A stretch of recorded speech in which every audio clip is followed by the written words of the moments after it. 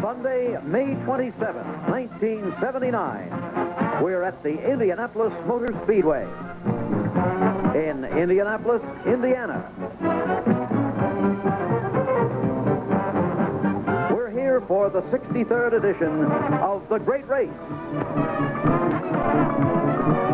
the Indianapolis 500.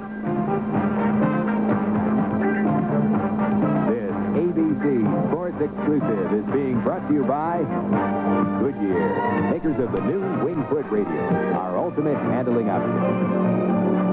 By Toyota. Toyota invites you to see the all-new Celica Supra, the powerful pleasure at your local Toyota dealer. You got it, Toyota. By Champion Spark Plug Company, the Spark Plug Specialist. And by the Coca-Cola Company and the people who bring you delicious, refreshing Coca-Cola. Coke adds life. It's got the taste and the feeling you like.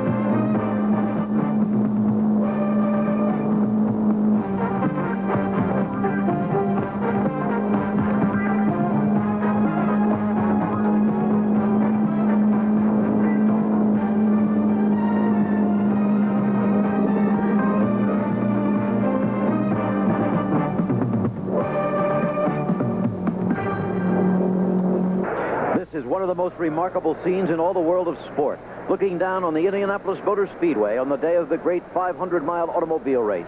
It started in 1911, and now the crowds here have grown until an estimated 350,000 people are on the premises from across the country, from around the world. In this month of May, ABC Sports has been to the Kentucky Derby, where 130,000 attended in person. We've been to the Preakness, and this very day, another ABC Sports crew is in the streets of Monte Carlo for the Grand Prix.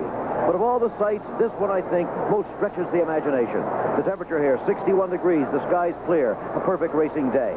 This is the same racetrack where Ray Haroon won the first 500 in his Marmon, where Jules Gou drank champagne during pit stops, where the great drivers have won and lost, lived and died. And now, a traditional and always a moving moment here at Indianapolis. This time it'll be Peter Marshall, a familiar television personality, singing Back Home in Indiana.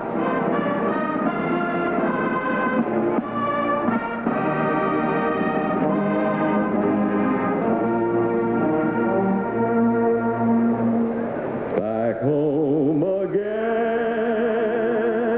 in Indiana, and it seems that I can see the gleaming candlelight that shines so bright through the sycamores for me. The new mown hay sends all its fragrance through the fields I used to roam. When I dream about the moonlight and the wabash, dream of my Indiana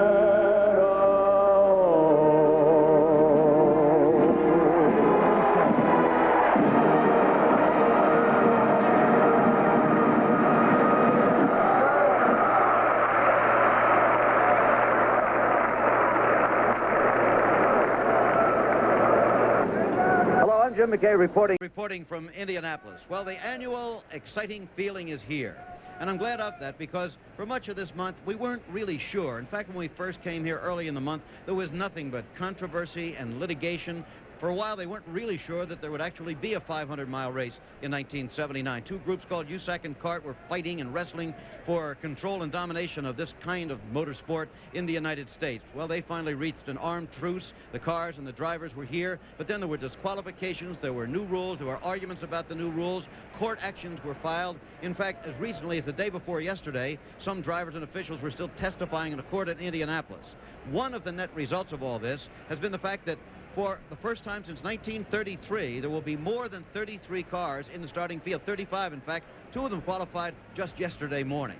One other thing we should be aware of, is the fact that they have changed the procedure under the yellow flag. We'll explain the technicalities of it as it occurs in the race. However, once again, the bottom line on that should be much closer racing, quite possibly the closest finish we've ever seen in our years at the Indianapolis 500. Let's bring in right now a man fresh from recent triumphs in the streets of Monte Carlo, Jackie Stewart. Good to have you with us here at Indy, as always. Well, very nice to be here, Jim. Of course, I've been to Monte Carlo, but this is a great race, Jim, and you just said that it's maybe going to be closer this year. I absolutely agree with you. They've reduced the power of these Indianapolis cars this year at Indianapolis, which means that the cars are going to be more evenly matched. Some of the more mediocre cars and drivers are perhaps going to be up there. The other part about it is that by reducing the power, there may be a little more danger and more incident because of it. There's not enough power in hand to get out of trouble if you really need it. And this is going to be important, particularly for the faster drivers. I think we're going to have a very, very exciting 500, and as you said, an extremely close one. Well, you know, I talked about the controversy and the litigation. However, at this moment, I would think that's the last thing in the minds of these drivers. The annual tension is here. I don't believe there's a race that builds more tension than this, because I remember when I raced here, I didn't even want to get out of my garage area and get out to Gasoline Alley. These drivers, what they're going through right now is hard to describe. Even a man of this man's experience, A.J. Foyt, for him to go through that, and for a driver of this caliber to stand out in front of 240,000 people who are seated, they're so tense, their stomachs are churning up. Even if you think they're experienced, when they slip these gloves on, I bet there's a few wet palms there. I know I felt it. I know every racing driver says that he stays cool, but my goodness, can he? The amount of control you need at this time, the mental control, is beyond most sports understanding. You've normally got a team to back you up. Right now, you've got a whole lot of horsepower behind you, you've got an enormous crowd looking at you, and one of the most demanding events in the year to look forward to. And when it's done, only one driver will win. The annual question, Jackie, who's it going to be this time? Well, this year being a Canny Scott, since there are 35 cars One of the field, canniest.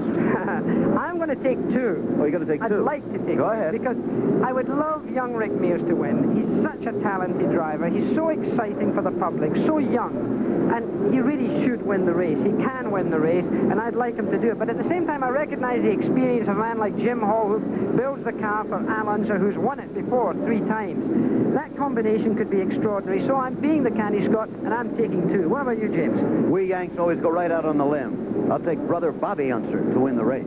By the way, when they take the green flag from starter Pat Sedan, driving the official pace car will be this man. Jackie, good luck to you on that. Well, in fact, you better get down there. I've got to go down there right now. Very privileged to drive the pace car. Maybe the first foreigner who's ever done it, and I'm looking forward to it. Right, Jackie. Well, in 1 minute, Mrs. Mary Holman will utter the most famous call to the post in motor racing. We continue our same-day coverage of the Indianapolis 500. It's time now for the words that are so familiar here, for years uttered by owner Tony Holman, now by his widow, Mrs. Mary Holman. Let's go down to trackside now. Ladies and gentlemen, start your engines. The chairman of the board of directors, Mrs. Tony Holman, uttering the words, used to be simply gentlemen start your engines. Now, of course, it's lady and gentlemen start your engines, in honor of Janet Guthrie, the only woman in the field, the only woman who has ever raced here. Look at A.J. Foyt at age 45, out enter his 5th Indianapolis win. No self-starters in these cars, of course. They are artificially started from the rear. There's Tom Sneva. Twice he sat on the pole, but he's never won it. Bobby Unser, 45 years old now, looking for his 3rd victory. A brother of last year's winner, Gordy Johncock. He's won once, but it was a rain-shortened race. He'd like to win again. Jackie talked about the tension. I should think right now another emotion is felt in here. There is Janet, the woman in the race.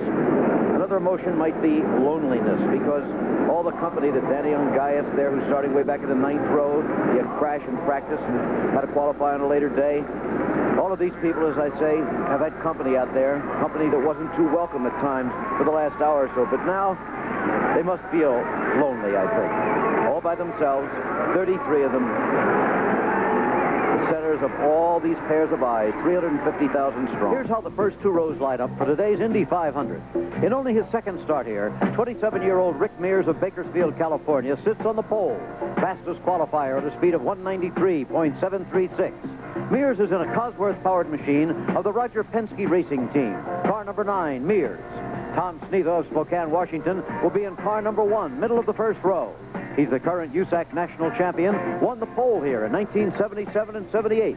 But Sneva, fired by Penske last fall, still wears the bridesmaid tag at Indy, finishing second the past 2 years. On the outside, the defending champion, three-time winner Al Unser. Only A.J. Foyt has won the 500 more often than the driver of car number 2, the younger of the two famous racing Unsers of New Mexico. It's an innovative car of the Jim Hall team, Al Unser in car number 2. Now for a look at the second row, and on the inside, there's Bobby Unser, the older brother of Al. Well into his 40s now, Bobby has won the race twice in 1968 and 1975. He drives for the Penske team, a new affiliation for him. His car is number 12, and he'll be right behind the pole sitter and his teammate, Mears, when they take the green flag. In the middle will be car number 3. That's Gordy Johncock, who won the disaster-ridden, rain-shortened race here in 1973. Gordon has finished in the top 5 at Indy on 6 different occasions. Last year he was 3rd. He's now 42 years old. On the outside of row 2, the familiar face of A.J. Foyt. In car number 14, A.J. seeks his 5th win in the great race. There's something new, though. Rather than a car of his own design, he drives a car called a Parnelli, named after his old racing rival of the 60s, Parnelli Jones. A.J., number 14. And now let's spot 2 other drivers of special interest. Janet Guthrie is the only woman ever to have driven in the Indianapolis 500. She was 29th 2 years ago, a creditable 9th last year. This time in car number 45, she'll start in the middle of row 5 alongside her teammate, Howdy Holmes, the only rookie in this year's race. Janet Guthrie, car number 45. And then there's Danny Ungaius, one of the fastest men in racing, who crashed in practice, finally had to qualify on the 3rd day. For that reason, he'll be starting way back on the outside of the 9th row in car number 25. He'll be in heavy traffic at the start. Danny Ungaius. Some of the significant starters then in the 1979 Indianapolis 500. We'll be back in a minute with the start of the race. The cars are preparing for the start of the 1979 Indianapolis 500-mile Classic. Driving the pace car this year, and this is no ceremonial task only, it's a very important task, is my colleague in these telecasts, Jackie Stewart, 3-time world champion, veteran of the Indianapolis 500 himself. In his car is a camera. You're looking from that camera right now back at the other 2 cars, which are ceremonial pace cars, but behind them, the entire field. By the way, one car, car number 23, Jim McElreath, was late in starting, but it is on the racetrack now. Let's go down to Jackie Stewart driving the pace car. Jackie? This is Jackie Stewart in the pace car. We're now between turn 1 and turn 2 here. We're doing 50 miles an hour right in the button, right in the center of the racetrack. The 2 Mustang other pace cars behind me here, and then, of course, the 35 cars lining up. I'm just in turn 2 now, looking up at the new VIP suites. An enormous crowd down here. What an impression this is, to go down this long 3,300-foot back stretch. You see it shimmering here with the heat. Ideal racing conditions. It almost disappears at the end of the race here, because you see it almost turn 3, almost disappearing ahead of you here, and this packed grandstand ahead of us also. Tremendous feeling of occasion here. It's a big thrill for me. I hope you can hear it in my voice, because it's almost emotional. It's a strange feeling to be sitting here in the quietness out here in a racetrack where normally as a racing driver I've been, of course, listening to the enormous noise behind me of race cars and, of course, of my own engine. Great feeling. Now we're going in to turn 3. An enormous crowd high in the bleachers here, all waving their arms to me, waving their arms to the drivers, obviously wishing everybody luck and, most of all, a safe race. We're now in turn 3, still doing 50 miles an hour. Joe Cloutier, president of the Indianapolis Motor Speedway, on my right-hand side, standing high on the racetrack, on the race car here, on my pace car, looking over the entire field. Joe Cloutier, listening to Chief Stewart up in the control area, Tom Binford. He's talking to him, saying that the field is being formed correctly and to his satisfaction. Now we're in turn 4, and now I look down the most sensational sight of all, looking down this front street, again 3,300 feet, but my goodness, there's so many people. They're just crowded, and out of sight is a mass of color, a mass of faces. I don't think I've ever seen so many people. I've done it myself. I've been in the field. But to see it like this is totally different. What an amazing sight. We're now getting up to a little bit faster. We're getting up to 60 miles an hour. We're now at the start-finishing line. All right, Jackie, thank you very much. Jackie Stewart very much tending to business now in the pace car as they move on what should be the final lap before they get the green flag. Moving into turn one. Let's set the field. On the pole, remember, is young Rick Mears in car number 9.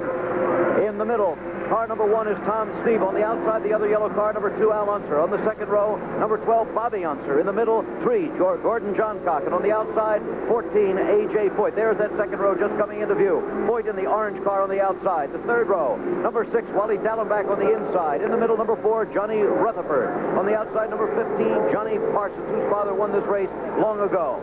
In the next row, row 4, on the inside, number 24, Sheldon Kinzer, 89, Lee Koonsman, 36, Mike Mosley. Row 5, 46 is rookie Howdy Holmes, the only rookie in the race. Number 45, Janet Guthrie, the only woman in the race.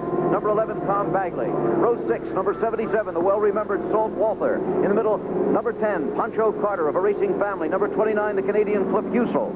In row 7, number 23, Jim McElreath is not on the racetrack. His car would not start. They got it started. It went out, took part of one lap, and came back in again. In the middle, number 17, Dick Simon. Number 73 on the outside, Jerry Sneva, brother of Tom. In row 8, number 34, the Australian Vern Schupan. 31, Larry Rice. 80, Larry Dixon. Row 9, the veteran Roger McCluskey. Number 72, Joe Saldana. Number 69, and very important, Danny Ungaya starting way back there in car number 25. In the next row, number 7 is Steve Krisolov. 97, Phil Freshy. 44, Tom Bigelow.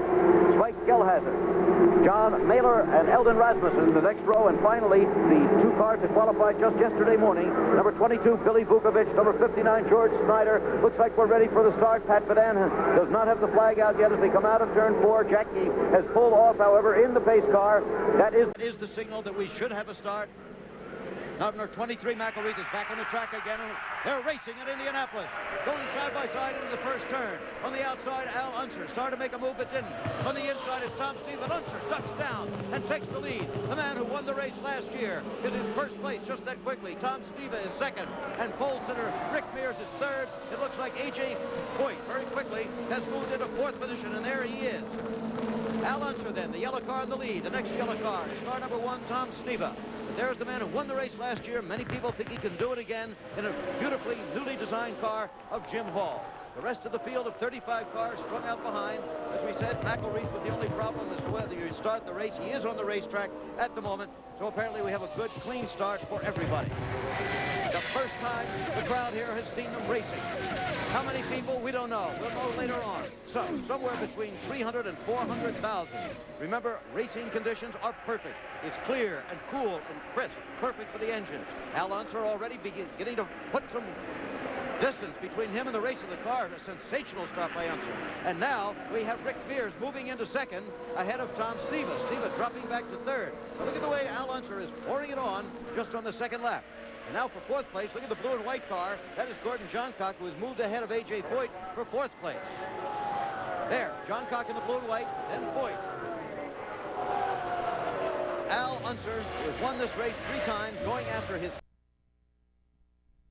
If he would do it, would tie A.J. Foyt. Back into the pits yet again, Jim McElreath. Somewhat ironically, in the car that was driven here last year by Mario Andretti. So the car is now missing, and Mario is missing, of course, as world champion. He was required to participate in the Grand Prix of Monaco today. The Racing Unsers of New Mexico. What a great story they are. There were more than 2 originally. One brother died on this racetrack in practice many years ago. Their Uncle Louie kept racing up in the Pikes Peak hill climb until finally they had to put a rule in. Uncle Louie was about 67 years old and still going strong. They thought it might be dangerous, so they put in a rule, I believe, that you couldn't drive over 60. Well, Bobby Unser is well over 60, somewhere up near 200 right now, miles per hour, that is. And he is still just really moving out from his field. There's Rick Mears in second place. Tom Sneva in third. Gordon Johncock coming at you. And now A.J. Foyt has dropped back to 5th behind Johnny Rutherford. Johnny Rutherford in car number 4, another 2-time winner of the race, has moved into contention. Well, there's such a long, long way to go, but this has the sign of something that could develop into a beautiful Indianapolis 500. Al Unser in the loneliest place in the racetrack right now. That's the backstretch. But when you move into turn 3, there's a huge grandstand there. Remember, seats for some 250,000 people. Everybody else standing. And the crowd of, as I said, somewhere between 300 and 400,000 people. And there is Howdy Holmes coming into the pits. This is a rookie in his very first Indianapolis 500 in car number 46. He's the teammate of Janet Guthrie. This is a very much unscheduled pit stop for Howdy Holmes as he pulls in. Much too early for anybody to be coming in for fuel, obviously, in this race. Al Unser just continuing to move out from the rest of the field. I said this is a beautifully designed car. It's also a differently designed car. It is supposed to hug the track a little more snugly because of something called ground effect. It is the lineal descendant, in a way, of the so-called vacuum cleaner car that Jim Hall designed some years ago, which actually used a motor to suck air from the track. This one does it simply by a natural vacuum. Okay, there again we have Gordon Johncock, followed closely by Johnny Rutherford. A lot of veterans up front. There is the leader, Al Unser. Behind him, Tom Steva in car number 1. Excuse me, and Rick Mears in car number 9. In third place is Tom Steva in car number 1. Then we have Gordon Johncock, Johnny Rutherford, and A.J. Foyt. Janet Guthrie into the pits. Both of the cars on that team first into the pits. Another unscheduled pit stop. The green flag is still out, but we'll be back in a minute at the Indianapolis 500. We're back again at Indianapolis. This is Jim McKay, and with me now in the booth is Jackie Stewart, back from his duties as pace car driver. The leader in the race is still Al Unser, then Rick Mears, Tom Steva, Gordon Johncock, and Johnny Rutherford. Down in the pits today we have Bill Fleming and Chris Economaki and Dave Dials, and doing special periodic reports for us will be my longtime ABC colleague Chris Schenkel. There is Janet Guthrie, the only woman in the race being pushed out. It looks like it's over. She's not even getting out the race car. What a disappointed lady that must be. She doesn't even want to face the people here. It's so sad because all month long she's been anticipating so much driving this car that she feels happy with, and suddenly it's let her down. She is not, however, the first car out of the race. That went to Jim McElreath, his car number 23. They had trouble starting it. Remember, he finally got out on the race course, but didn't even last one lap. And there goes Janet Guthrie in the very early going, out of the race, being pushed to the garage area. She was the first woman ever to drive here. Each year, we pointed out earlier, she's done a little better. Last year, she was in 9th place, drove extremely well, and certainly has developed a lot of respect from the men in the years she's been here. Certainly has, really going well. There's another young man going very well, Rick Mears. My goodness, is he talented. Someday he's going to cross the world motor racing. I prophesy right now that he'll be in Grand Prix motor racing sometime in the future. Just when, I don't know, but right now he's a busy young man and he's really having a go. Rick Mears at the moment in 2nd place. In 3rd place in the race is Tom Sneva, whom Rick Mears replaced on the Roger Penske team. And in 4th place we have Johncock. That's a slower car he's passing. The leader's already beginning to lap the back markers in this field. Tom Sneva in 3rd place, though, in car number 1. Tom Sneva, very smooth driver, very clever man, intellectual, an old school teacher. Certainly has little time today to teach school, but he certainly is still a smooth driver. And there we see Gordon Johncock, the blue and white car. He is in 4th place. A.J. Foyt is 5th, and there is A.J. You saw briefly in the orange car fleeing past. Gordon Johncock won this race, a tragic race in 1973. Remember, that was when Salt Walter crashed, when Swede Savage crashed and later died. Rain ended the race at about 300 miles, but Johncock was the winner. And he's got that in his bonnet. He'd like to win a full-length Indy 500. You can be sure of that. Gordon Johncock got George Bignotti mechanicking for him. He mechanicked for me and for John Meekum when I came to the Speedway in 66 and 67, and really a great mechanic. There's A.J. Foyt driving his Coyote Orange, number 14, the Gilmer Foyt car. My goodness, he's quick, and of course, Parnelli Jones's name stuck on that car. I was going to say, the Coyote this year is actually a Parnelli. It is indeed. Parnelli It's still Jones stable. It's still Coyote Orange, A.J. says. No question of that. A.J. Foyt looking for his 5th Indianapolis 500 win, of course. The only man ever to have won it 4 times. Into the pits, Jerry Sneva in car number 73. He is the brother of Tom. And what do you think might be the problem there? Looks like it's all over for sure. It doesn't look good. That's a major problem, Jim. That's the turbo that's blowing back there. I should think the engine's out. A yellow flag is out, and of course pit stops will be critical in this race, as in all races. How does it work down there? Well, let's have a little demonstration of that right now with Jackie. And days gone by, the pace of pit stops in the Indianapolis 500 were, by today's standards, a little more leisurely, but still the work had to be done. We're going to demonstrate, however, with Rick Mears and the ever-efficient Roger Penske crew, what happens today. 5 men are allowed over the wall. The car will stop 7 or 8 times for fuel during the race, and these stops, for every second of a stop, it means the length of a football field, so every one of those mechanics have to work efficiently. Now we're going to circle what each man has to do, the purpose of his work during a pit stop. That man circled there is the fuel man. The fuel tank is behind, and as the car comes in, he plugs in that fuel line. It's alcohol that he's feeding into the car, 30 or 40 gallons of it. This man, he's changing the rear right wheel, again an air tool. He has got an air jack. He plugs that in, and from underneath the car, a relatively new thing to motor racing, 4 little jacks come out and lift the car up, getting away from the risk of a car falling off a jack, as used to happen from time to time. This man with the protection on his head, he looks after the overflow. Any alcohol that comes out there in excess of what is needed goes into a little reservoir, and he takes care of that. The man circled in the front of the car is changing the right front wheel. Again, an air tool is used. That wheel comes off, and he plugs on another wheel with a nut already attached to take away the risk of barbing the thread or losing the nut. The car goes down and they push it away. Each stop takes around 13 or 14 seconds to happen if he only needs fuel, but if he changes his tires as well, it's around an 18 to 20 second pit stop. It's synchronized efficiency, choreography, total understanding. The high risk for these mechanics if any work is carelessly done. Enormously good men. Tremendously important for the driver, a chorus line that has to be in step. And that's how a modern pit stop in Indianapolis. There's the leader in this year's race, the man who won it last year, Al Unser, in car number 2, coming into the pits at age 39. Unser of Albuquerque, New Mexico, looking for a second victory in a row. He did that before, back in 1970 and 71. He's one of only 4 men who have won this race 2 years running, and he'd like to do that trick twice. If he wins today, we will have done it. There's a good look at Al up in the corner. Not changing any rubber. He went out in 12.4 seconds. No rubber changed at this point. He's accelerating away. Important at this stage for a racing driver not to miss any gears. He goes from first to second to third and then into fourth. He has to stay below the double yellow line there as he goes through. And there's Rick Mears. He's in the pits and also being pushed away. Wasn't in the pits very long, though. A very good pit stop by the Roger Penske crew. You saw them on the demonstration. This is the 27-year-old man from Bakersfield, California, who sat on the pole when this race began. In now comes Danny Ungaias. Remember, he crashed on the first day, was supposed to be the first day of qualifying in practice, so he had to qualify later on, started way back in the 9th row, but he's really been moving up.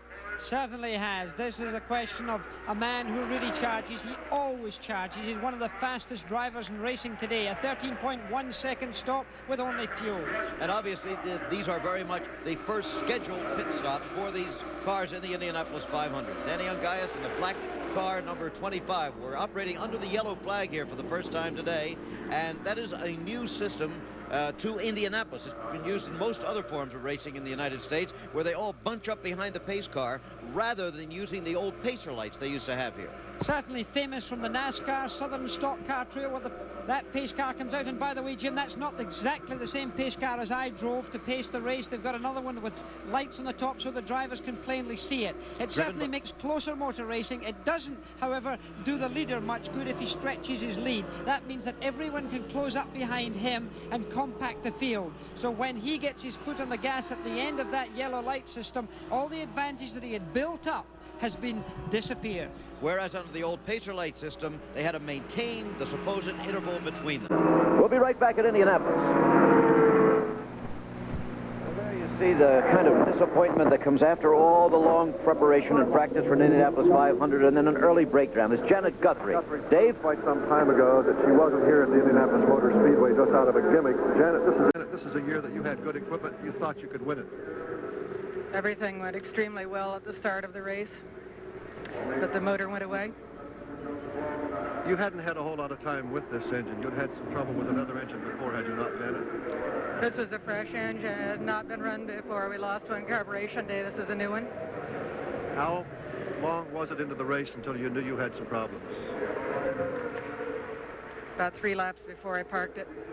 Janet, I know you're extremely disappointed, but knowing you, I know you'll be back here next year at the Indianapolis Motor Speedway. I certainly hope so. Janet Guthrie, out early in this year's Indy 500. Janet Guthrie almost appearing to be stunned by her early exit from the race. She's out of it, though, for 1979, and now the green flag out. They're racing again in the Indianapolis 500. Pat Vidan, the veteran starter. This may be his last season here, they say, Jackie, but he's done a good job for a good, long time. Great character here, part of the scene of the Indianapolis 500, but there you go. We've got a clock running on the bottom right-hand side around this 2.5-mile oval. Great big speedway. Al Unser, the clock is running on because he's the man that's setting the pace here. He seems to be able to drive on any part of this racetrack. And there's a famous man. Certainly is. Former President Gerald Ford high in the cupola here at Indianapolis. He has a good view of everything. The unofficial clock, that is very much an unofficial clock we're doing, but it'll give you a very good idea of the kind of speed he's turning in.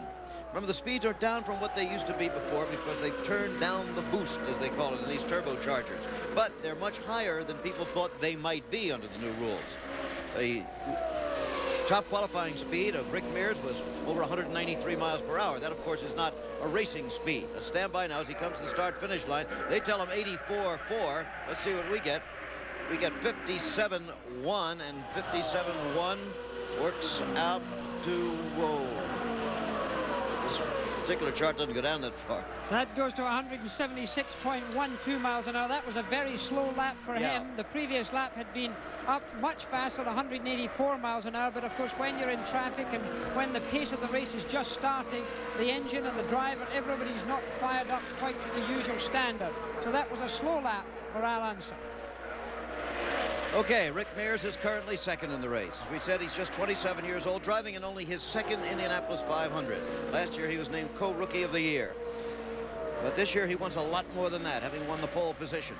Right behind him is Tom Sneva. Interesting, because Tom Sneva drove for Roger Penske last year, was released at the end of the season, and Rick Mears was hired in his place. And there's a problem, a real problem there. Sheldon Kinsler, he blew an engine, and my goodness, that could have been a problem for both Rick Mears and Tom Sneva, because the way that happened, both of those cars could have collided. They had to go right around that other car there. Obviously, nothing that Sheldon Kinsler could have done. When an engine blows, the driver just can't do anything about it. He has to try and move out of the way. Sometimes the oil can splatter over the rear wheels, and that could have been a problem, but certainly those drivers got round it. Okay, and so Mears and Sneva still contend for second and third place in the race. They are well behind the leader, remember, who is Al Unser in car number 2. He is in their sight, but not in ours at the moment. Several hundred yards in front. Of course, that's a flash of a second if anything goes wrong in the Indianapolis 500 at these racing speeds.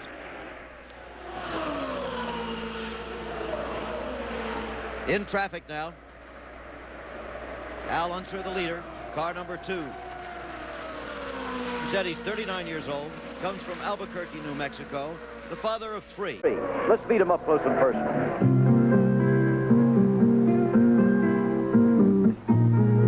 As you can see, racing has been good to me. I have a very nice home. There isn't anything that I have or that I can't have.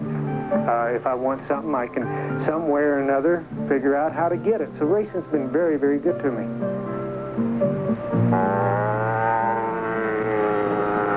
With my son coming into racing, if that's what he wants to do, I'm all for it. I'll help him in every way I can. But he has to totally want to do it himself, not because of what his uncle and myself have done. He can't look at it that way. He has to look at it in the aspect that as an individual, he's going to have to make his own ground, and he's going to have to be able to go race and do the job as an individual. I went through the same thing with my brothers. They were older than I was, and when I was starting in racing, I automatically thought, well, if they can do it, I can do it.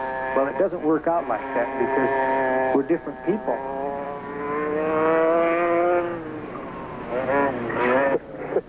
See what he did to me? Right there. Knocked me clean off the track. Well, you should know better than that.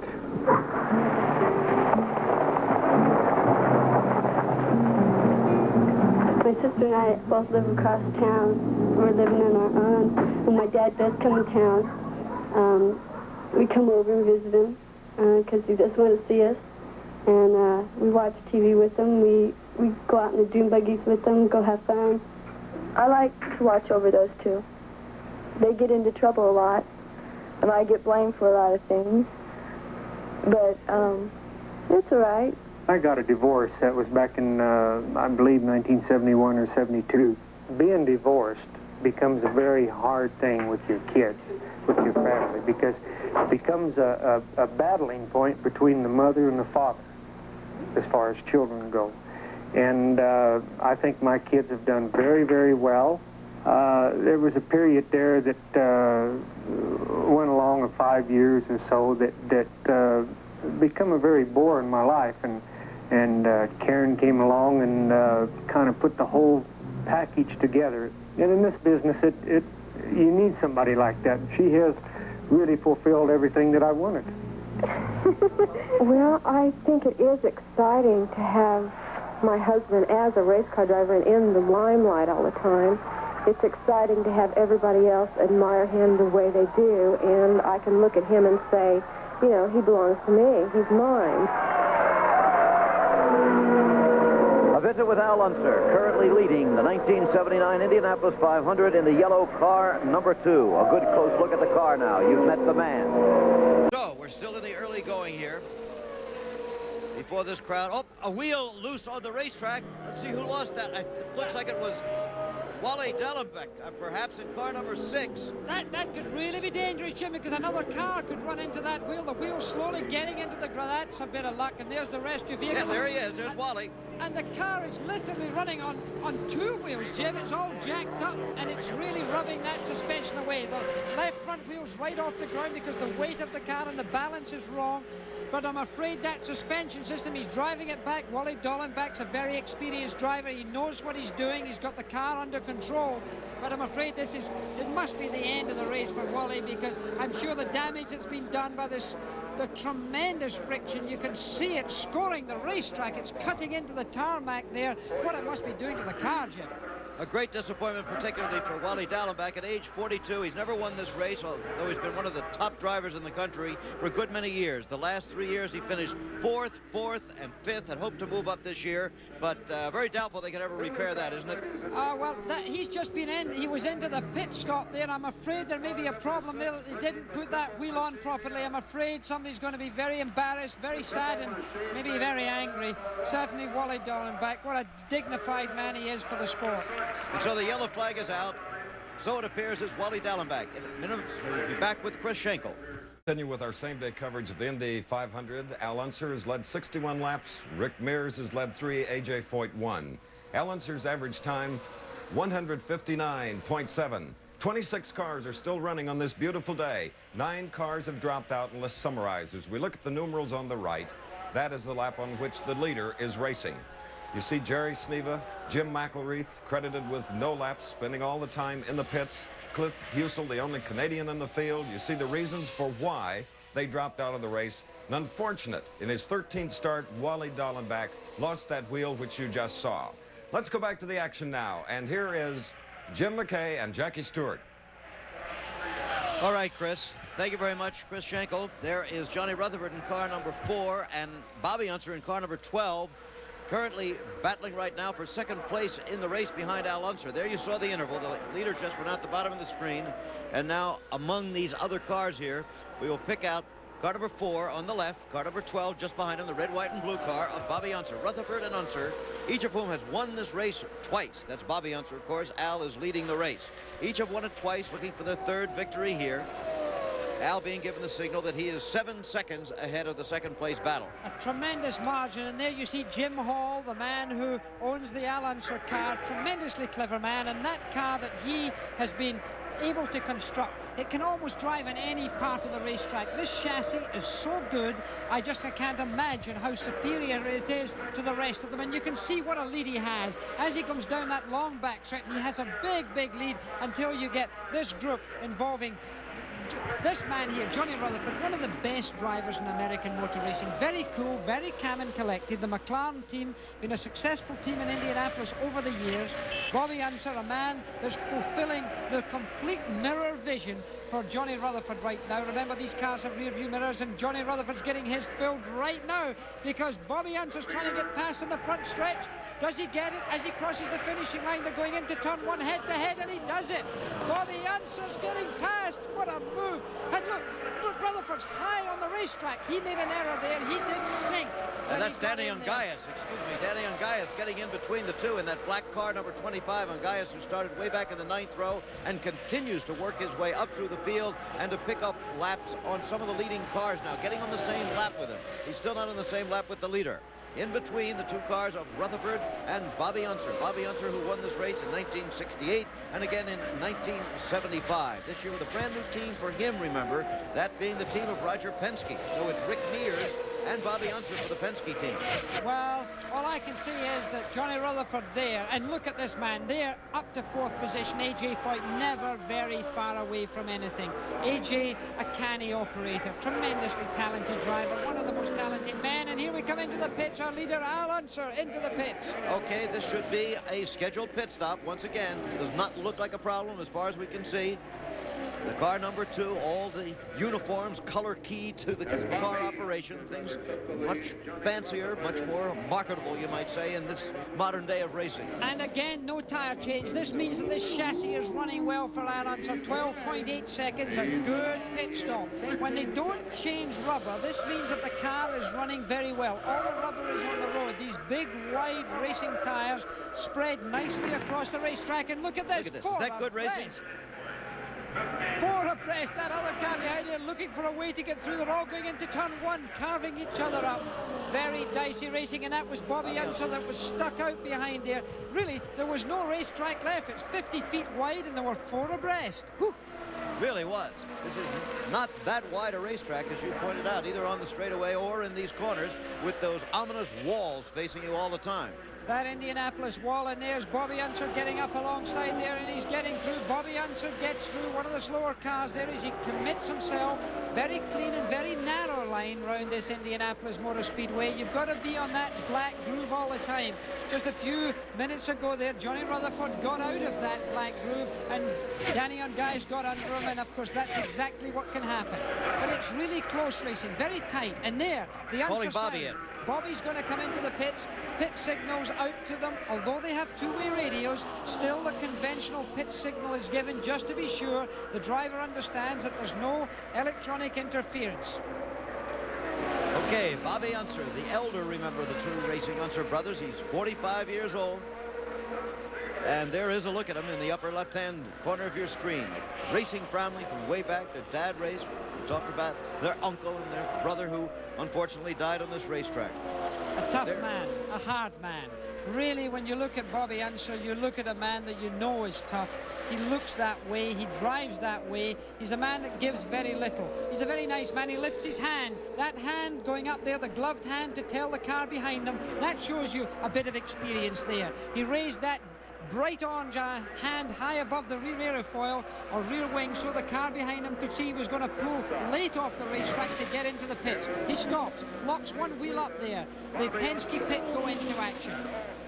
And of course, while brother Al Unser was in the pits very briefly, Bobby went into the lead, but now Al retakes the lead out on the racetrack as Bobby gets that very quick pit stop, 12.7 seconds unofficial. That crew is fast. The thing is, you've got to get into the pit lane and you've got to get out fast, and Rick Mears comes in now, staying left, as we see of our picture now, away from that yellow line. Now he comes into his pit. Now he's got to come in at such a speed that there's no risk of him overshooting, because if he does that, there's a great risk that he would have to be pushed back and therefore lose valuable time. And remember, as we said, 1 second in the pits is equal to the length of a football field. That's a long way. You've got to be quick. It's also a long way from the open road racing where Rick Mears started. Much more to come. We return to our same-day coverage of the 1979 Indianapolis 500. Jim McKay here with Jackie Stewart. The leader in the race is still car number 2, Al Unser. Then, as you see, you have his brother Bobby behind him in second place. Then Johnny Rutherford, A.J. Foyt. Rick Mears is in 5th place now, and Tom Sneva in 6th. All 6 of those cars still in the same lap. 1 lap down, but all the way up into 7th place now is Danny Ungaius, remember, who started all the way back in 27th. He could be a factor before this race is over. Danny Ungaius, while he's on the racetrack, is always a factor, but for these men up top. It's amazing to me that you see two brothers leading a motor race of this importance. The biggest motor race in the world, and here you have Al Unser and Bobby Unser leading the race. Isn't it amazing what a family can produce? That all-yellow car streaking around here, not too close to the wall as he went out there. Okay, Al Unser has now set a new record for 200 miles in the race, 164 miles an hour plus. Down in the pits now to Christy Kanamaki. Jim, who's setting the pace, you or is Al driving his own race? He's just driving his own race. I think he's comfortable. We got plenty of fuel. We're running the low boost. I think the car will run all day that long. We're just letting him drive it. You haven't changed tires, or you're getting great tire wear? I see everybody else is changing a lot of rubber, and you're not. Is this the chassis design? No, it's being pretty easy on the tires. It looks like we're going to have to make a change. What about the pace? Do you have any more left in the car, Al? Or Jim? My communications with Al's not working too good. I assume he's got a little left. I'm not sure. No trouble talking back and forth? Yeah, I'm having a little radio trouble. Okay, that's the first indication of any trouble in this pit. Communications back and forth between car owner and chief mechanic Jim Hall and the leading driver Al Unser, going for victory number 4 in the Indianapolis 500. Car owner Jim Hall, a wealthy Texas oil man, used to drive cars himself and design some radically different race cars in the 1960s. There is Marcia Unser, by the way, Bobby's wife, and behind him, Kathy Penske, the wife of team owner and captain Roger Penske. Again, that head-on shot. It's a beautiful shot. Danny Ungaius tucked in behind there, behind Bobby. Whoop. Oh, it looked like he almost got hit there. He really had to move out of his groove very quickly. You've got to remember that these racing cars are very sensitive, and if you have to move very abruptly at the sort of speeds involved here, suddenly that car can go into the wildest spin you've ever seen. Danny Ungaius right there had to be very, very sensitive with the way he worked that steering wheel to get the car away from the car, but he almost collided with it.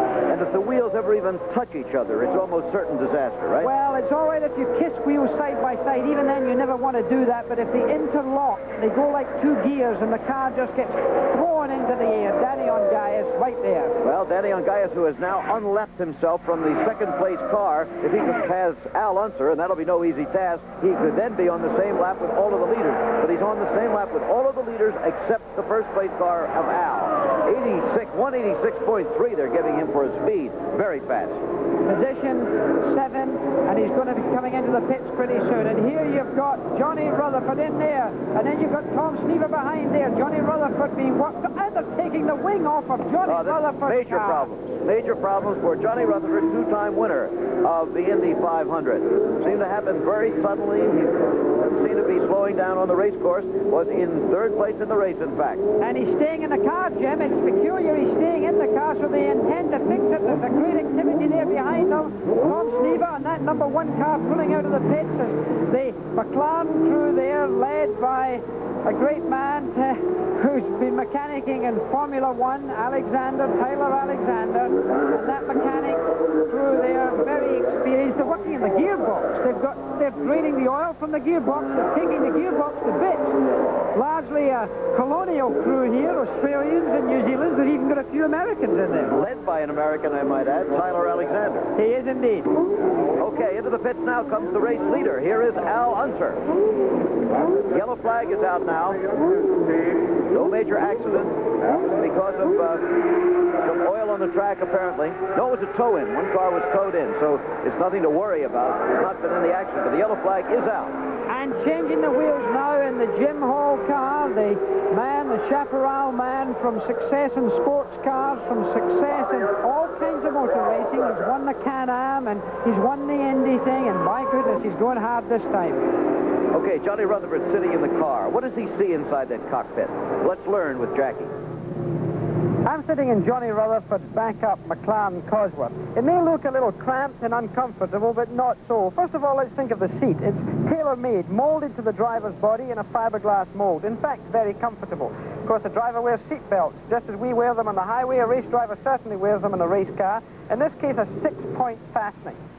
They're a little special, however. 2 straps come between the driver's legs to stop him from slipping under his seatbelts or submarining in the case of a head-on accident. He's got a lap strap and then, of course, a shoulder harness as well. The steering wheel looks very small, and of course it is. Because of the cramped area within the cockpit, the steering wheel is smaller than you would see in a road car. The switch on the right-hand side of the steering wheel is the main electric switch, the kill switch as they call it. Up for on, down for off. That button there is to work the two-way radio, so the driver can press the button and speak to his crew chief. He's got a headset which is built in to his crash helmet, and there is the volume control there for that headset to give him good communication. A lot of noise in a racing car. The steering wheel, as I say, is different in more ways than one. In fact, this steering wheel comes off. In the case of an accident, of course, it would allow the emergency crews to get in quickly, and of course, ease of entry also.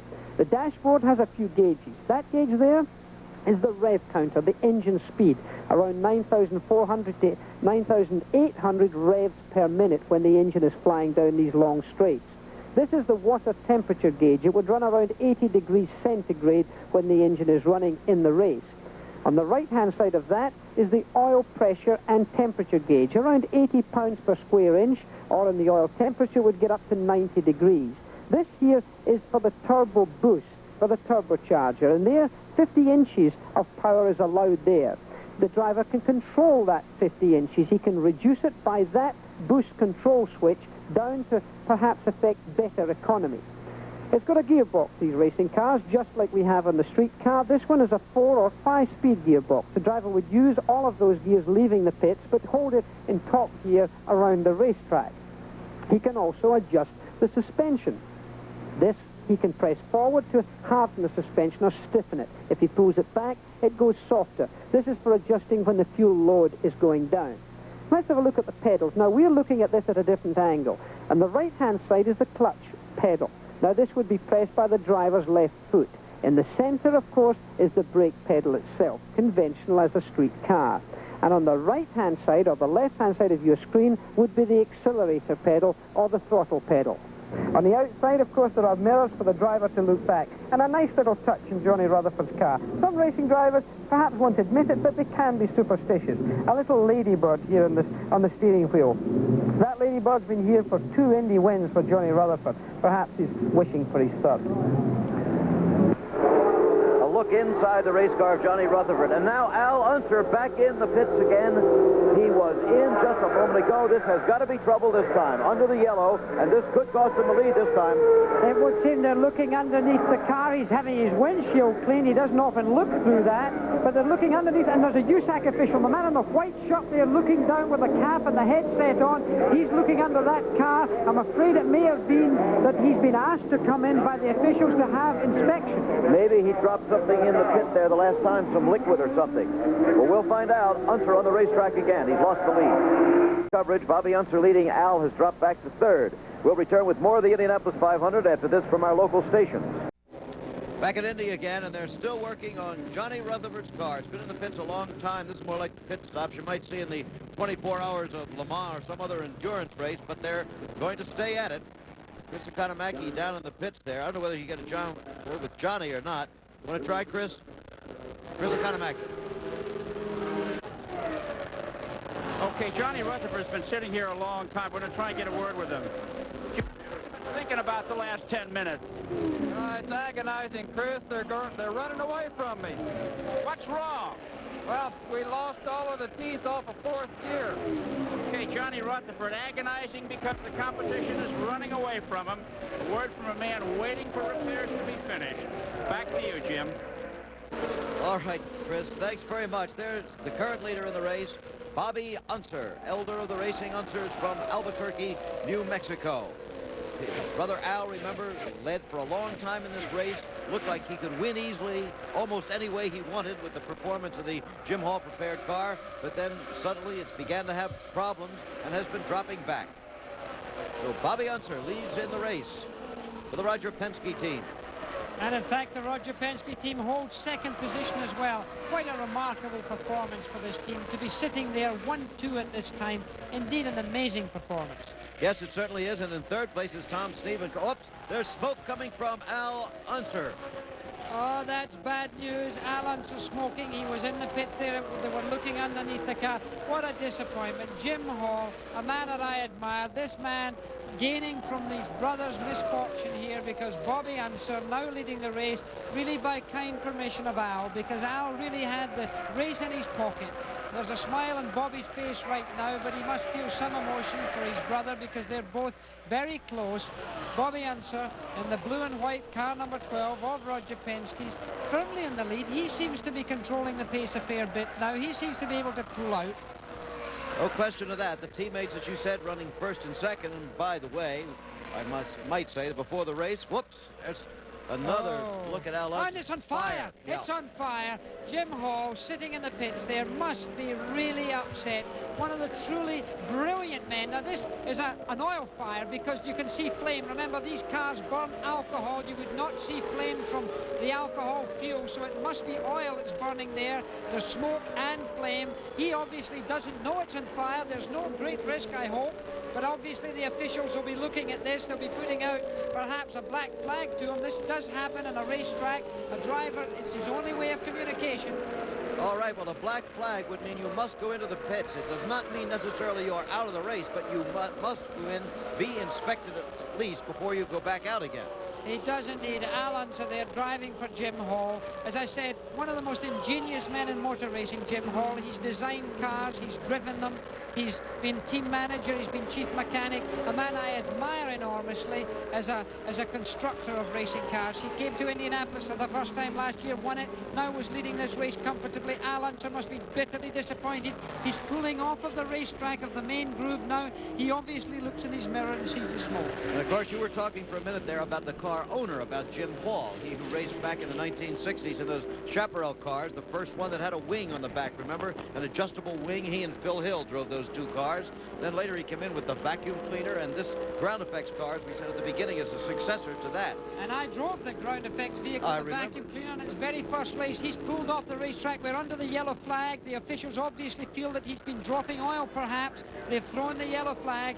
Al Unser's pulled off the raceway just in case he is dropping any oil, and he's way down low in the groove there as he's pulling off the track itself. What a disappointment. The pace car is out, and Al Unser is driving into the pits, almost certain, I'm sure, in the knowledge that it's the end of the day. Well, there he is. We said there are many more sad stories in the Indianapolis 500 than there are happy ones. The only truly happy one, the winner of the race at the end, and that's very much a question at this point. We have passed the halfway point, however, and the race is official, but there's no threat of rain. Apparently they will go all the way. Taking off the cover there, because there's still a lot of smoke. There could still be fire here. The fire extinguisher. Oh, look at Al. He's just shaking his head. He knows. Still hoping for the best, though, staying in the race car with his helmet on just in case. There's the official of the U.S. Auto Club there coming in for the inspection. He's the man who would have to remove the threat of the further black flag or removal from the race. Let's go down to Chris Economaki for a report. Al Unser is in the pits being checked for an oil leak. A broken pipe was taken out of the rear suspension section of the car. He's led this race all the way, and now they're trying to find out where the oil is leaking from so that they can fix it. But Al is out of the car, and we're going to try and get a word with him here. He comes this way towards our camera. It's a tough break for a new machine shooting for back-to-back wins. He won here in 70 and 71, and he won here last year for his third victory. He was going for 4 victories, which would have tied A.J. Foyt's record. Al stands there, his hands on his shoulders, on his hips rather dejected. Dejected is a soft word for it. You heard the applause in the background. Probably that was for him, a very sporting crowd here whenever anybody leaves the race. As Chris indicated, he'll try to get a word with Al when we return. Al, you got a second? Have you ever had a bigger disappointment than this one? Chris, in a racing career, you always have disappointments, and this is one of the bad times. It's an awful good race car, and with Pennzoil and the whole group that we have, it's just a shame that we've had problems today, because I think I had the handle on it. Boy, you really did, Al. You were flying. You weren't using any rubber. What was it? What was the problem that put you out? Something happened, oil leak in the gearbox or something back there. I don't exactly know what happened, Chris. Were you really pushing the car, Al, or was there more left? Well, you never know unless somebody pushes you, but I was running hard as that I had to, and that's all it takes. What flashed through your eyes when you saw that black flag? I could look in my mirror and see that I was in trouble. So it's one of those disappointments where you just say, another day at work, bad day at work. Just like the ball clubs, Al. There's noise next year. Better luck next time. So thank you, Chris. And so the race battle, as the green flag comes out of brother against brother, has ceased here. It's Bobby Unser in the lead, and now it's youth against age, because it's Bobby Unser, age 45, against his teammate Rick Mears in second place, age 27. There is A.J. Foyt of the orange car, one lap down, but still a contender. Just behind him, the black car is Danny Ungaias, also moving up in the standings here. A.J. Foyt is in fourth place. Danny Ungaias has now moved up to fifth. In third place at the moment is Tom Sneva, behind Bobby Unser and Rick Mears. And there's A.J. A.J. lapping himself from Rick Mears. That's a significant move for A.J. Foyt, because remember, if there was a yellow flag to come out again, A.J. would just catch up all of those cars with this new rule they have here in Indianapolis. When the pace car would go out, A.J. would go all the way around there and then get in behind the pack, and that would give him a shot at being on the same lap as the leader. If I said Rick Mears, I meant, of course, the leader, Bobby Unser. He unlapped himself from the leader. He's now on the same lap with all of the leading cars. Well, A.J. Foyt, a great charge, and the crowd stood up and gave him a big cheer there. He's still a popular man. He's a bear. Some days he's sunshine, and the other days he can be storms.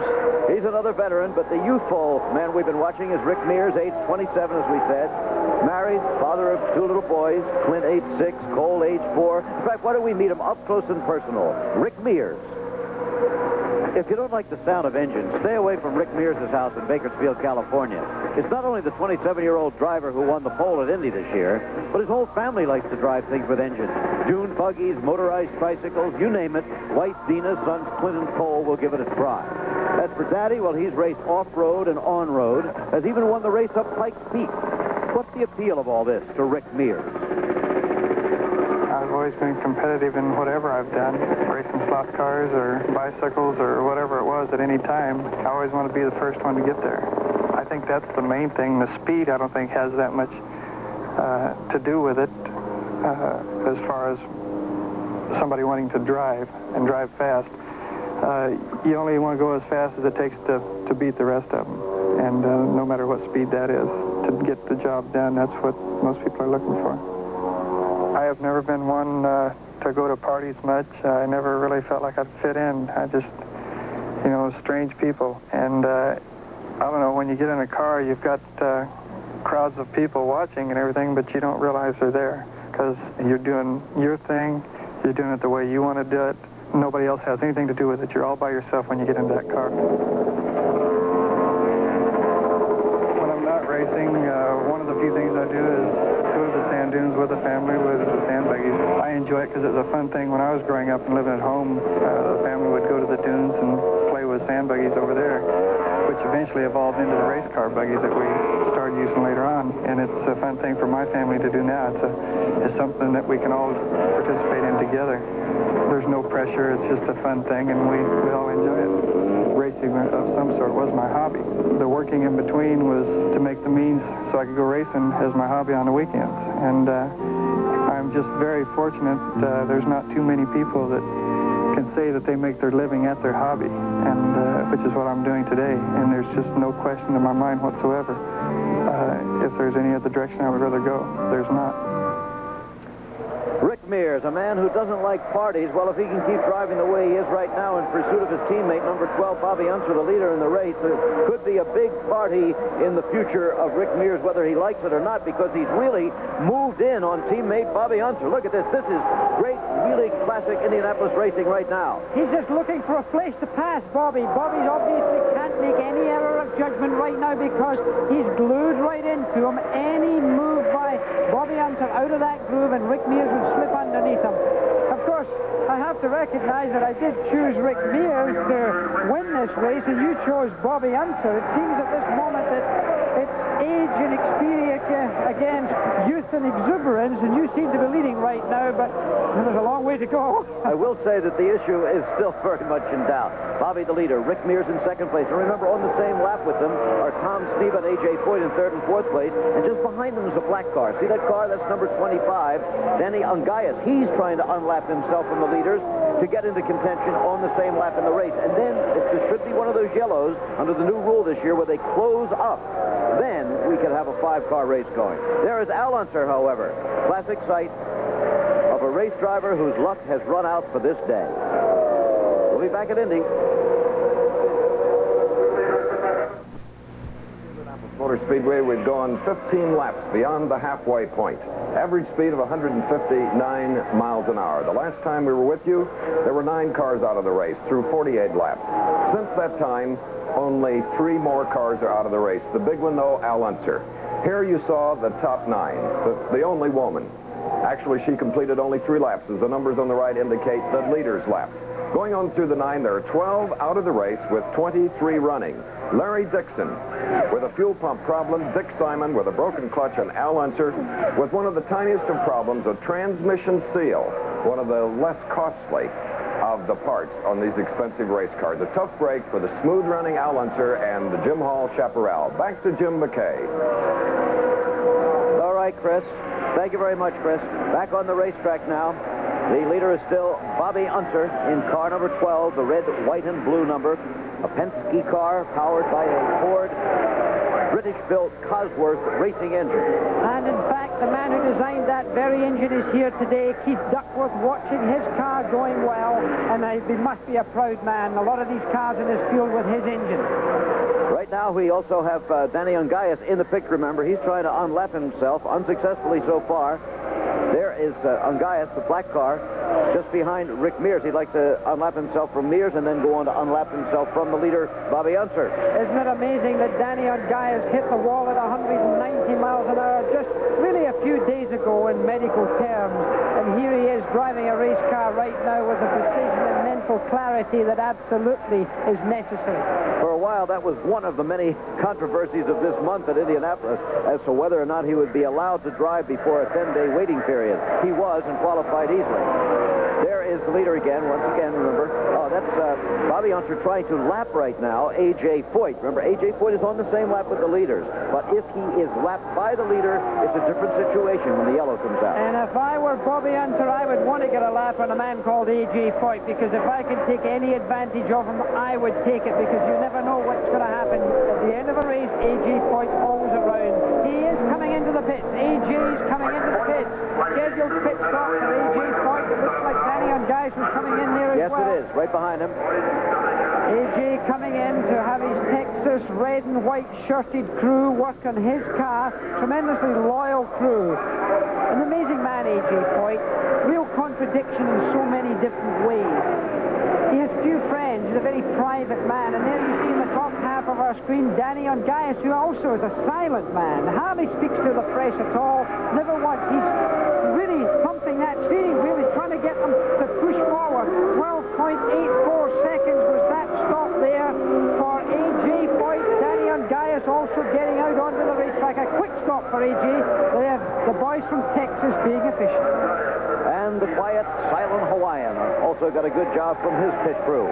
You know, you get used to watching these speeds here. And we must repeat again and again, I think, that the speeds are just under 190 mile an average for a lap. You know, and that includes in traffic sometimes, taking the 4 corners.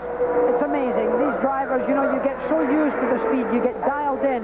It's not a question of speed, really, because the racing driver synchronizes with the elements that he's competing against. Those elements are the actual speed itself, the racetrack, and the car. And he has to get himself into a mood where, as he looks down the racetrack, it's almost like slow motion, like cranking down a film and seeing everything in slow motion. He has plenty of time, Jim, even at 190 miles an hour, to see his gauges, sometimes to relax his wrist a little bit, or his neck muscles, or just deep breath every now and again on these long 3,000-foot stretches. Of course, if this goes on for a lot longer, there's still a long way to go, remember. If the situation of teammates battle for the lead goes on, what would be the strategy? Would Roger Penske tell one of them he's supposed to win? I think I know the answer. Well, in Formula One racing and Grand Prix racing right now, there usually is a standing rule that the man who's leading is allowed to win the race if nothing goes wrong or if they're not challenged by someone else. That's what happened in my team. Of course, different teams have different regulations, and there's the in sign being given to Bobby Unser. That means that he should come into the pits on the next lap. He knows about it. Sometimes they're in good communication with their headset, two-way radios in these cars to the crew chiefs, but occasionally you have interference. It sometimes happens that two of these race cars are on the same wavelength, and they do have break-up in the set. So still the old traditional signs are put out. As a matter of fact, you couldn't hear me driving the pace car today, right? Ah, look at this. Tom Sneva in third place in the race. He is coming in very, very slowly for his pit stop. Could he get out of fuel? I think he is out of fuel, and there's the leader coming in. He's coming in at full speed. Nothing wrong with him. He's under power. But it did look as if Tom Sneva had run out of fuel. He really was coasting in there.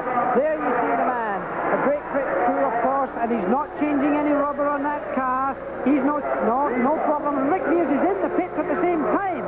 First and second place cars, remember, they are teammates, but they're separate pit crews for each car. And there he gets out. There is a time of 13.39 seconds for Unser. He goes out there, and Rick Mears is the car behind them, but it did look like car number 12, that red and white car driven by Bobby Unser, certainly was able to accelerate away from that pit lane faster. Jim, it's not only the 13 seconds that you stop in the pits, it's the time that you spent coming in and going out, and there is Tom Sneva. He's reached his pit. Looking down from our commentary position here, Jim, I thought that he wasn't going to even make his pit. He was just creeping at the end there. Well, some of his crew members had to run down and help push him in. There's a look at Tom Sneva, the former school teacher who sat on the pole twice here, but has yet to win the race. 22.1, that's a long stop for him. The reason for that was that it was out of fuel, I'm sure. Once again, we return to Indy, where Bobby Unser is still leading the Indianapolis 500 for 1979. Our exclusive ABC Sports same-day coverage of the Memorial Day Weekend Classic. The skies overhead are clear. Temperature about 65 degrees now. Ideal racing weather. The crowd estimated at 350,000 gathered here again today. Racing here as always at Indianapolis. These cars tightly going round there, and you see Rick Mears in there and Danny Ungai is behind them as they're going through there trying to find their way down this racetrack. A.J. Foyt there in that orange car number 14, and these cars coming up to lap a slower car there. It looks like Mosley. That was Mike Mosley, but watch Danny Ungai in the black car going down low and unlapping himself from Rick Mears, the second place car in the race. And he really did it in classic style there. Going in, he went right underneath Rick Mears, and between these two corners he was able to execute a very professional job. Danny Ungai, a very talented driver, 37 years of age, came from drag racing, and there he made a very clean pass on Rick Mears, who of course is in second position. So Danny Ungai, although he's fourth, is just unlapping himself from the second man here, but of course he's still got to get up to pass Alan. And he hit the wall. Danny Ungai slammed into the wall coming out of turn 4 there. I don't know, there may be something wrong with that car now because there was flame. He hit the wall solidly. What a fantastic control job, though. To control that car coming off. And look at this, he's passing another car. Danny Ungai is plugged in, and look at the slow motion here. Danny Ungai is high in turn 4. It could be turbulence from the car in front, but he hit the wall solidly, quickly got the car back under control again, and then got himself aimed down this front stretch again. But Pancho Carter, he's in trouble. Pancho Carter looks like he's going to be out of the race. Son of Dwayne Carter, a former good driver at Indianapolis. He's a half-brother to Johnny Parsons, who's also in the race. Let's see some of the sights and sounds of Indy.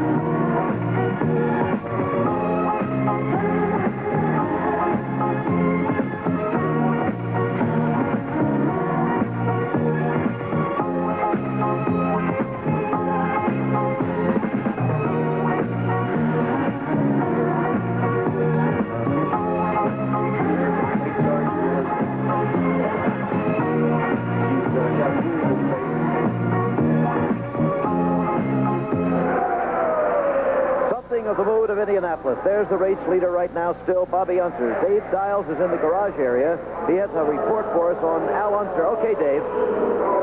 This is Dave Dials. We're outside the garage of Al Unser, who was leading this race until he dropped out. Al Unser popped off here and said some very strong things before the print media. I talked with him and I said, Al, we'd like you to come outside and say those things before the ABC television cameras. He said, look, Dave, I was hot a while ago. I did say some very harsh things. What I said was, a lot of guys who are out there in front are cheating. I said, please come out and say those things before our cameras.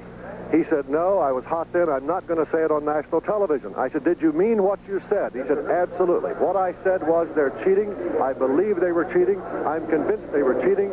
I will not come outside and say it. That's where we stand with Al Unser. Apparently, we don't know the nature specifically of what the charge was, in what way they are cheating on the race course. However, Bobby Unser is the leader, followed by Mears, Voigt, Ungaius, and Sneva. Stay with us. We're moving toward the conclusive stages of the Indianapolis 500. Bobby Unser still leads. We'll return with more of the race after this from our local stations. Back at Indy again. Bobby Unser still the leader in the 1979 500-mile race. He's won it twice before, remember, in 1968, 1975. His brother Al, who has won the race 3 times, led in the early going, but that had to drop out, had oil problems with his engine. Rick Mears is second now. Then you saw A.J. Voigt third, Danny Ungaius fourth, and Tom Sneva is in 5th position. Sneva, who twice sat on the pole but hasn't won the race. The man in second place hasn't won it either, Rick Mears, but he sat on the pole when it began. There is A.J. Voigt, and just behind him, Ungaius. They're in 3rd and 4th place in the race. Ungaius getting low in the racetrack again, sneaking underneath that other car there. Danny Ungaius seems to have a car that handles well because he can at the last minute duck underneath another vehicle, and right now he's trying to duck underneath the great A.J. Voigt. Both of these drivers known for their great talent. Danny Ungaius come up very quickly in this form of racing. Although he's not young, he's relatively new to this sport, and over the last few years he's come in with great surge and is right up with the great names of the sport. Well, somebody said this is kind of like playing chess at 190 miles an hour. A little bit of that going on right now with A.J. Voigt and Danny Ungaius dicing in heavy traffic. And of course that's always more complicated because not only is it a question of vision, but it's also a question of turbulence, air turbulence. It's tremendous turbulence set up by these cars, sometimes buffeting the car. The aerodynamics nowadays brought into motor racing is a highly technical and sophisticated form of engineering. Okay. Danny Ungaius right on the rear wheels almost of A.J. Voigt. All of this going on in the Indianapolis 500. You can see the shimmering effect of the rays of the sun and the heat rising from this racetrack. We said that Parnelli Jones is affiliated with A.J. Voigt this year, which surprised a lot of people. Let's go down to the pits to Chris and Parnelli. Parnelli Jones, the partner in the ownership of A.J. Voigt's car. Voigt has picked up 5 seconds on the leading Penske cars. How hard is A.J. pushing it now, Parnelli? Oh, I don't know. I guess he's hanging in there. We were trying to get back by Bobby and hope that would help us if caution flag came out. He's got to pass him and then hope for a yellow flag, right? Right. How much is he taking out of the car? He's really moving. Well, I imagine we're consuming a little more fuel running hard like that, but the traffic fluctuates a little bit out there. I mean, Bobby catches some traffic and it slows him down, and then A.J. catches some, so it kind of balances out. How many more pit stops will he make, do you think? If everything went right, we could probably do it on one more stop, but I don't know. We might be depending on the caution flag. Yeah. Okay, there you have it from Parnelli Jones, a former great here and winner of the 1963 race. Back to you, Jim. Okay, straight from the mouth of Rufus Parnell Jones. There you see on the tail of A.J. Voigt now, Mike Mosley in the Dan Gurney prepared car. He's been running well. He has indeed. The much-loved Dan Gurney coming to the Speedway, a man who, of course, America loves as a racing driver, did so well in Grand Prix motor racing. Mike Mosley certainly serving him well right now in that white car behind the Coyote orange car of A.J. Voigt. Another head-on look at them. And into the pits now we have Tom Sneva in 5th place in the standings. Let's see, look like a problem there? I don't know, it seems to be a rather slow pit stop. Yeah. There's certainly a hold up there. The car number 1 going out of there. It was a certainly slow pit stop, carrying number 1 because he was the national champion of USAC last year and gets the honor of holding that single-digit number.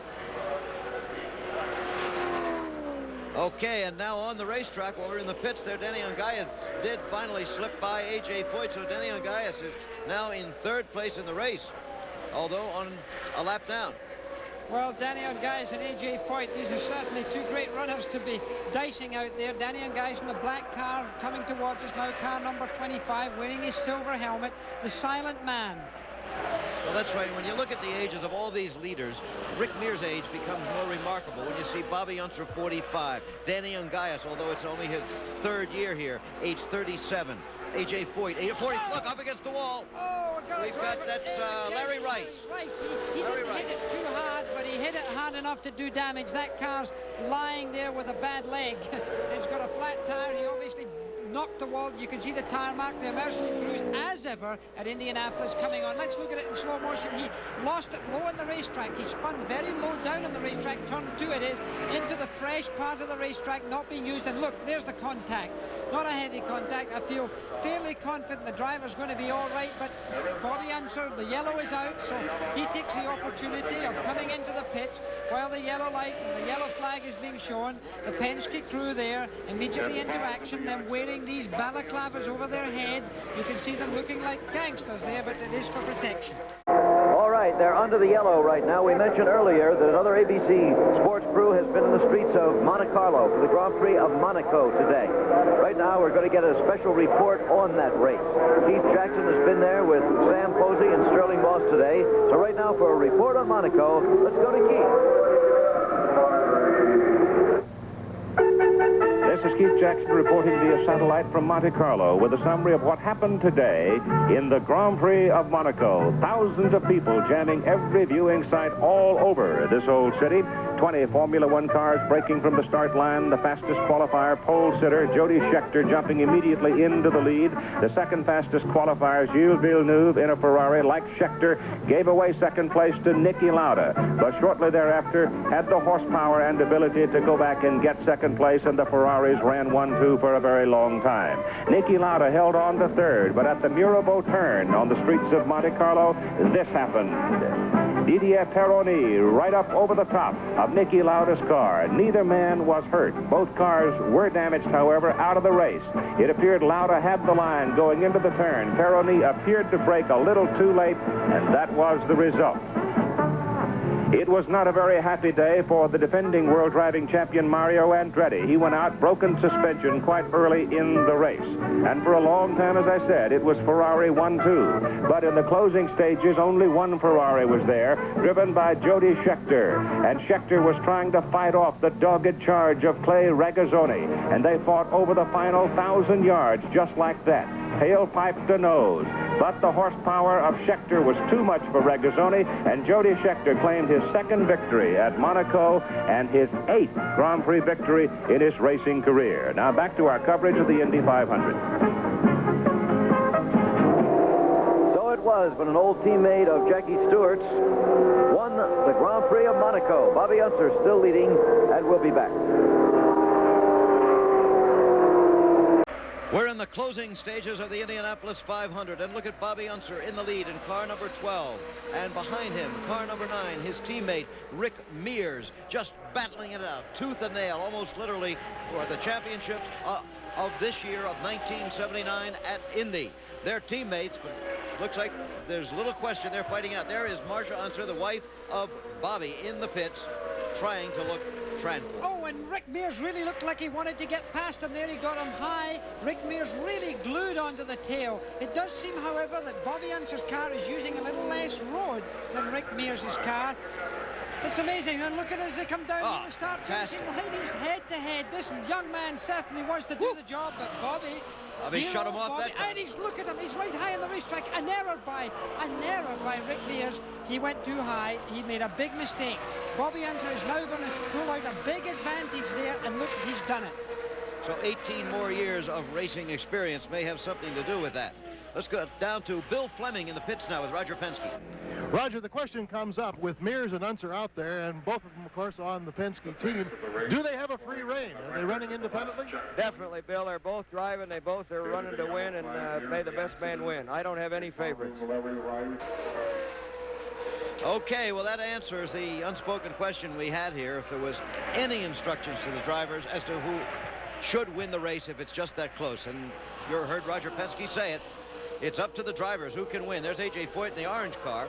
And he's a threat because although he's a lap down, if he were to get past these two cars in these closing stages of this motor race, I just wouldn't want A.J. Foyt to be around me because he's got an awful knack of winning the race because he's done it 4 times already and he desperately wants to do it a 5th. Okay, well, there's the leader, Bobby. Remember that A.J. would have to get past not only Mears, but also Bobby to get on the same lap with the leader right now. Whoop! Bobby Unser slowing down, the race leader. Something's wrong. He's pulled off the racetrack, and he's pulled right off the racetrack. Bobby Unser. Oh, shocker. And he hasn't gone into the pits, but look at him in slow motion here. He was high in the groove, and suddenly he realized something was wrong. He immediately held himself down. Rick Mears there, the blue and white car there in the center, and A.J. Foyt get past him. He must have thought there was something serious there because he pulled right off the racetrack. It's on turn 4, and he then pulled as if he was going into the pits, but Couldn't in fact have did not happened more do it. suddenly or dramatically. Bobby Unser is not going to win this race. But look at A.J. Foyt. He's trying to unlap himself from Rick Mears, who is now the race leader. Foyt has got Mack on the same lap. In other words, if the yellow comes out, he could have a chance still of winning this motor race. Oh, my goodness. Rick Mears, 27 years of age, very young, and he's going to be faced with this man. And here, look at in slow motion, as he goes past the start-finishing line there. He comes up alongside Rick Mears. He's gaining as he goes towards turn 1. He has the ideal line. He can crowd Rick Mears out. Rick Mears has to lift off because there's no room for 2 cars in turn 1. Rick Mears, still the leader of this race. Amazing young man. I don't think in the history of my memory in motor racing I can think of a 27-year-old who's as mature as a racing driver, Jim. He thinks so cleanly, so astutely, and here he pulls into the pits. He's coming into the pits. Is this his last pit stop? It must be his last pit stop. Rick Mears, enormously important now. He can't go too fast into this pit. If he overshoots it, he could lose the entire 500-mile race right here. No emergency here, it appears, however. His teammate Bobby Unser came in very much in trouble, but this looks like the last regularly scheduled pit stop. There you see the clock running on the pit stop as to its length. They've had very good ones all day long. This has to be the final good one. 13-2. And no change of rubber. It's just fuel for him. Now remember, A.J. Foyt still on the racetrack and still trying to catch him up. Amazing. And there's Bobby Unser coming into the pits. He's finally come in. He nearly came in the previous lap. Bobby Unser's come into the pits. He's getting his fuel. He intends to go back out. It's not a terminal problem in A.J. Foyt. He comes into now. He's in second place on the same lap as Rick Mears.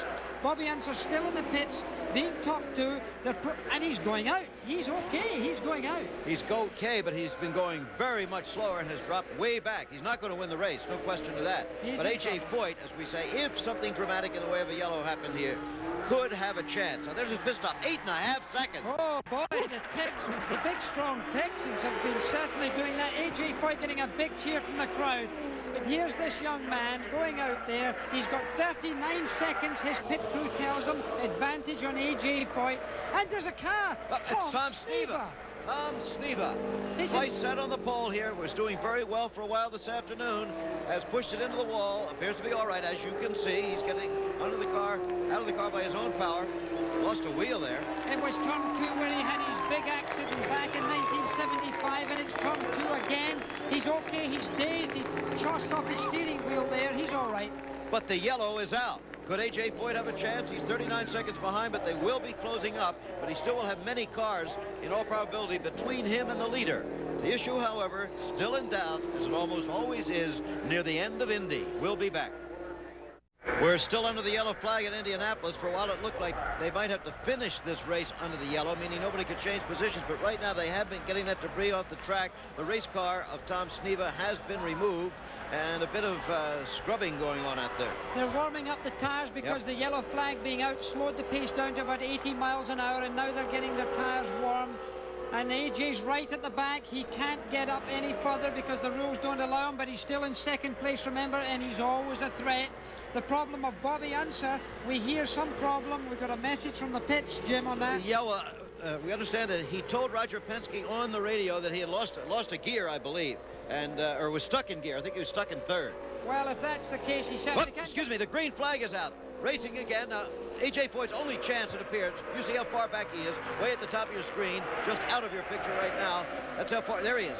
The orange car, way behind. However, should the slightest thing happen to Rick Mears' car, it still could happen. There are 4 laps to go, less than 4. AJ's passed one car already, but he's not passing them as quickly as I expected. I expect usually AJ Foyt to anticipate the flag, and he hasn't done it. I don't know, AJ's not just charging as well as he should do, but certainly Rick Mears now has to drive conservatively, but his pit will be telling him everything about what's happening. The time has come for the 27-year-old to maintain that cool that you spoke of, that he has to a remarkable extent for his age. It is an amazing thing. He's a very cool man. He came up to me just minutes before the start while I was standing beside the Mustang pace car, and he just wanted to thank me for everything we had done during the month of May. The presence of mind that this young man has, even minutes before the start of this the most important race of his career, was to me impressive. Less than 3 laps to go. He's got nobody in front of him. He has nobody close behind him. And AJ Foyt is not making the charge that I anticipated. This is surprising to me. When he passed the commentary position here on this last lap, I thought I heard AJ's engine not performing the way it should. It sounded almost like he was in 7 cylinders, and if that's the case, it's he all can't over. make it. Yeah. But So, you know, to think of this man, to think that Rick Mears said that he sort of lacked confidence and he was shy and so forth, seems so strange and contradictory to a man who controls the pace of a racing car, all that power and energy below him with such positiveness. It is a contradiction, as is so often the case with racing drivers. No question about that. The center of attention of 350,000 people, but he doesn't like parties. As he said earlier, it looks more and more like he's going to have to attend one tonight. 2 laps to go. You know, very tiring, Jim. A racing driver can get very tired. The G-forces in his head, he has helped to assist that, but still, after 500 miles, there's a lot of fatigue, particularly mental. That's Mike Mosley just behind him. Mike Mosley, who's running 5th in the race at the moment. Not a threat at all to him, just running behind the leader there, as it happens at this point. Well, Rick Mears has to be counting the miles now until he gets to the end of this race. He knows that AJ's on the same lap. He knows that he can't make an error. He's got to stay out of trouble, but he must be praying now. He must be imagining all the nasty things that could happen and think of the thousands of things that can happen, even though the white flag has been shown by Pat Vidan. There's thousands of moving parts that could let him down. Unofficially, we've had our Demon statistician, Jay Milligan, checking through the record books. It looks like he would be the 2nd youngest winner ever of the Indianapolis 500, the youngest having been Troy Ruttman. And there's Mike Mosley. Well, he's having a little fun unlapping himself there. Well, he didn't go very deep there. Rick Mears backed right off and let him through there because obviously Rick couldn't risk coming in contact with him or getting out of line because mental concentration could get the better of him at this time. Incidentally, AJ's going much, much slower, dropping way back at this point. Looks like he does have a problem. And here comes the checkered flag awaiting young Rick Mears at age 27. He has won the Indianapolis 500 for 1979. There is Roger Penske, the man who owns the crew, and the rest of the guys of the Penske operation. The celebration has already begun. There is Rick. It's unofficial and will stay unofficial until tomorrow morning, technically here, but they know it's all over. There's Penske again. His last winner was the late Mark Donohue in 1971, but look at A.J. Foyt. He's creeping, Jim. He's in big trouble. It looks like he's even coasting by there. He's switched off his engine. There's no sound, John. Outside, there's no sound of A.J. Foyt's engine. He's crossed, he's waving, he recognizes he's 2nd. It's not going to be a 5th, but I think he's just glad that he's crossed that line of the road. The yard of brick that marks the finish line here at the racetrack that's called the Brickyard. The checkered flag again, and somehow or other, A.J. always ends up as the center of attention when he finishes the race. He's lifting his hand. He's saying, I don't know, but it's all over. He switched his engine off, but he's just a happy man to finish 2nd right now, I'm sure. All right, but again, the winner, Rick Mears of Bakersfield, California, in the Penske Cosworth car number 9. sat on the pole with a qualifying speed of more than 193 miles per hour. Bided his time, drove a very cool, heady, and intelligent race. And there's AJ. He went to the end of the pits, and now they're going to have to push him back into his pits, his faithful checkered shirt crew. And there's Rick, the hand in the air. You can only imagine what he feels in the stomach. A happy man, but an unhappy Bobby Unser. And there, of course, is Danny Ungais. He finished up. What a great move he did all the way through the field from so far back. Passed Bobby Unser, in fact, after the green flag came out on the last couple of laps. Rick Mears, the winner, then unofficially coming into victory lane. The milk will be waiting for. Tradition here has always been milk rather than champagne, and it will be again. We'll be back for the celebration at Indy. Well, here's how they finished. Rick Mears, the winner, unofficially. A.J. Foyt, second. Danny Ungais, third. Bobby Unser, who led much of the way, fourth.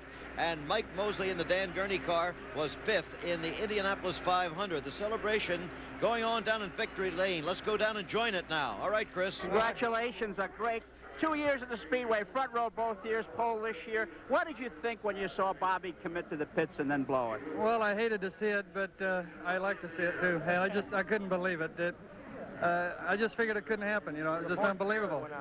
Rick, your face is clean. Everybody around you shaking. You're rock steady. What are you thinking of right now? I don't know what to think, really. It's just, I can't even imagine what this is. I really can't. I've got to wait and give it time to soak in, I think. That when you went motorcycle riding and you had a conversation with Roger Penske just 2.5 short years ago, did you ever think it would lead to this? Well, I sure didn't, but I'm sure glad it did. I want to thank him very much. How about the race itself? Any problems, any thrills? What about that one high ride? Well, we did get a little high once or twice, and we got a little situation where we were a little loose at one point, and the car was trying to loop on me pretty good. But once we got that sorted, the thing went very smooth. We just tried to run consistent, and the guys did a hell of a job for me in the pits, getting me in and out of the pits quick, and I just want to thank all of them for doing a super job. Well, okay, thanks for a great race. Congratulations and good luck to you, Rick Mears. Thank you, Chris. 63rd winner of the Indianapolis 500 is two-year man Rick Mears. I got you. And so, only the 10th time in 63 runnings of the Indianapolis 500 as a pole sitter won the race. Only two drivers went the entire 200 laps, Rick Mears and A.J. Foyt, who finished second. The last pole sitter to win here at Indianapolis was Johnny Rutherford in 1976.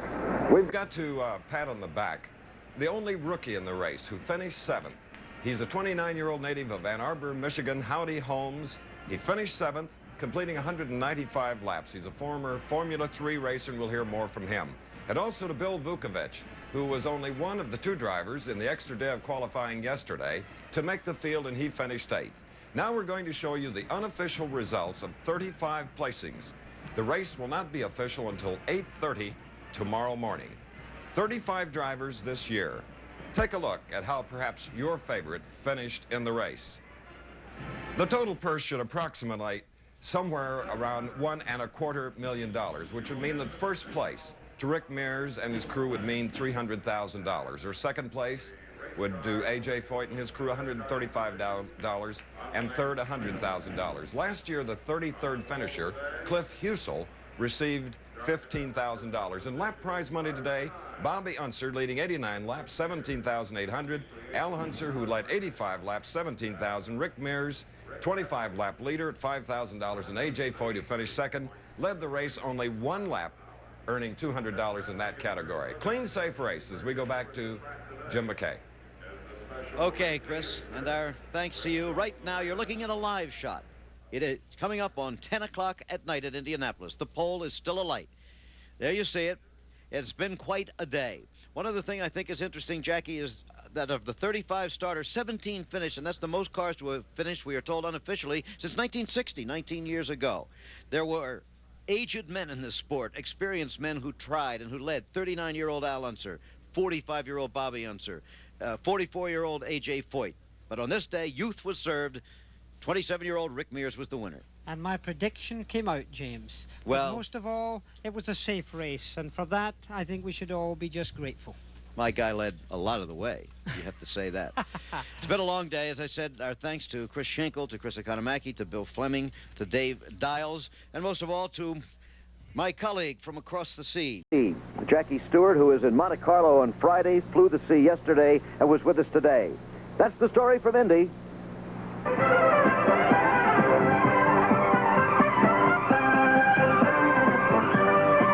The story on a beautiful Sunday in Indianapolis on Memorial Day weekend. That's the way it happened. Today's coverage of the Indianapolis 500 has been brought to you by Monroe, makers of Monroe Radiomatic shock absorbers. Premium quality, popular price. One more reason America rides Monroe. By Light Beer, everything you've always wanted in a beer and less. By Sears Die-Hard batteries with starting power you can count on. And by Fram, makers of oil, air, and fuel filters, windshield wipers, and Autolite spark plugs. Blimp provided by the Goodyear Tire and Rubber Company. Travel arrangements made through and a promotional fee paid by United Airlines. United is flying again. They have plenty of seats, so welcome back to the friendly skies. Our congratulations to two little boys named Clint and Cole in California. Their daddy won at Indianapolis. His name, Rick Mears, at age 27. Congratulations. This has been a presentation of ABC Sports, recognized around the world as the leader in sports television.